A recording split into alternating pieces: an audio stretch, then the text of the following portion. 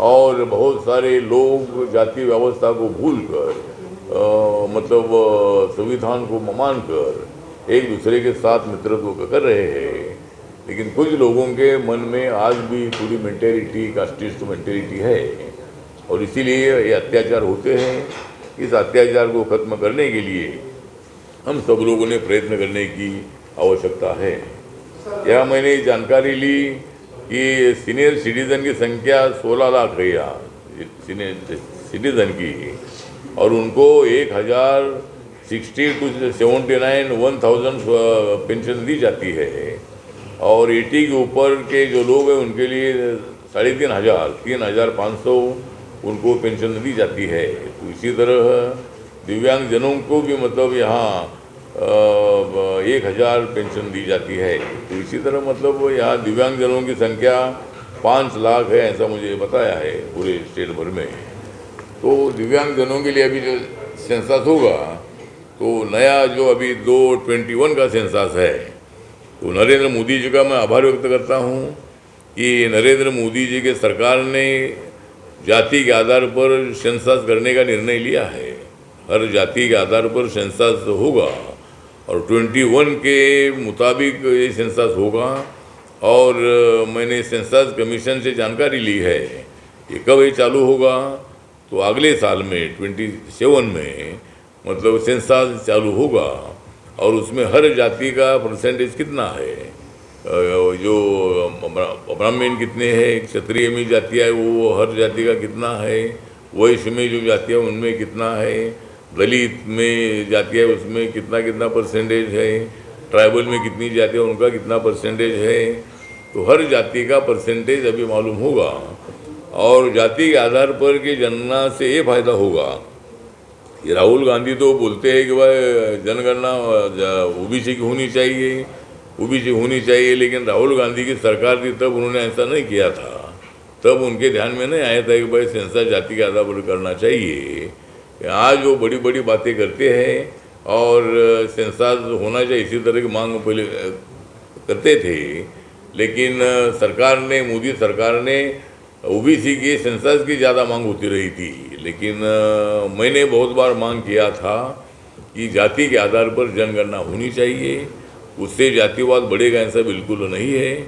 लेकिन technically difficulty थी कि संविधान ने 17 आर्टिकल के मुताबिक कास्टिज्म को खत्म किया है, फिर जाति के आधार पर जनगणना करेगी, एक ऐसा एक प्रॉब्लम था। लेकिन सरकार ने उस पर मतलब निर्णय ले लिया है। वो एक निर्णय बहुत बड़ा निर्णय है और आज अपना देश विकास की दिशा से आगे बढ़ रहा है और रोड अच्छे बन रहे हैं। और यहाँ मतलब पूरे देश भर में अभी जो बिहार में इलेक्शन है, तो बिहार का काया पलट हो चुका है। बिहार में नीतीश कुमार जी के नेतृत्व में 20 सालों में अच्छा डेवलपमेंट हुआ है। नरेंद्र मोदी जी ने बिहार के लिए बहुत बड़ा पैकेज भी दे दिया है और बिहार की जनता अभी बाहर नहीं जाती है, मतलब बहुत सारे लोगों को रोज़गार वहाँ मिल रहा है और इसीलिए हर राज्य के तरफ हमारा ध्यान है। ज़रूर यहाँ बीजेपी की सरकार नहीं थी, अभी बीजेपी की सरकार आई है।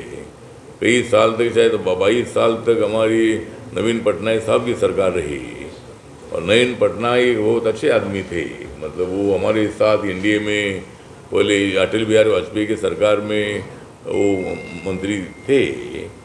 और बिजू जनता दल के नेता बिजू पटनायक जी, इनका सोशलिस्ट मूवमेंट में बहुत बड़ा योगदान रहा है। तो नवीन पटनायक जी ने भी 22 साल या कितने साल, 24 साल मतलब वो 24 साल तक वो मतलब उड़ीसा के मुख्यमंत्री रहे। उन्होंने काम भी अच्छा किया है और बीजेपी और बिजू जनता दल एक साथ थे भी कुछ साल तक, लेकिन बाद में वो अलग अलग लड़कर अपने बलबूते पर नवीन पटनायक जी मुख्यमंत्री बने थे। मेरे साथ उनके संबंध बहुत अच्छे थे। जब वो दिल्ली में मिनिस्टर थे तब मैं उनको कहने आने के बार मिलता था। वो एक अच्छे स्वभाव के आदमी थे, लेकिन उनका भी योगदान उड़ीसा के लिए बहुत अच्छा रहा है। तो अभी बीजेपी की सरकार आई है, वो भी अच्छा डेवलपमेंट कर रही है। और मुझे लगता है कि एक विषय में बताता हूँ कि राहुल गांधी जी बोलते हैं कि भाई वोट चोरी हो रहा है। तो राहुल गांधी जी को मेरा सवाल है कि तुम्हारे 60 साल 70 साल में वोट चोरी नहीं होता था क्या? मतलब 60 सालों में आपने जो आंकड़े अभी निकाले वो तब क्यों नहीं निकाले? मतलब वोट चोरी नहीं होना चाहिए। उनके मत से मैं सहमत हूँ कि भाई वोट चोरी नहीं होना चाहिए, बोगस वोटिंग नहीं होना चाहिए। जरूर इलेक्शन कमीशन ने उनके तरफ ध्यान देना चाहिए, लेकिन इलेक्शन कमीशन बीजेपी के कहने पर चलता है, ऐसा आरोप लगाना ठीक नहीं है। इलेक्शन कमीशन की बॉडी इंडिपेंडेंट बॉडी है और उसका सरकार से कोई संबंध नहीं है। तो इसीलिए सरकार पर आरोप लगाना ठीक नहीं है। लेकिन जब लोकसभा में उनकी सीटें ज़्यादा आई तब हमने ऐसा आरोप नहीं लगाया कि भाई उन्होंने वोट चोरी किया था, उन्होंने बोगस वोटिंग किया था। हमने तो यही बोला कि भाई उन्होंने संविधान का प्रचार किया, संविधान बदलेगा, आरक्षण जाएगा, इसीलिए हमारा भारी नुकसान हुआ। हम 400 सीटों तक हम पहुंचने वाले थे, लेकिन हमें काफ़ी कम सीटें मिली। लेकिन उसके बावजूद भी नरेंद्र मोदी जी तीसरी बार प्रधानमंत्री बने हैं।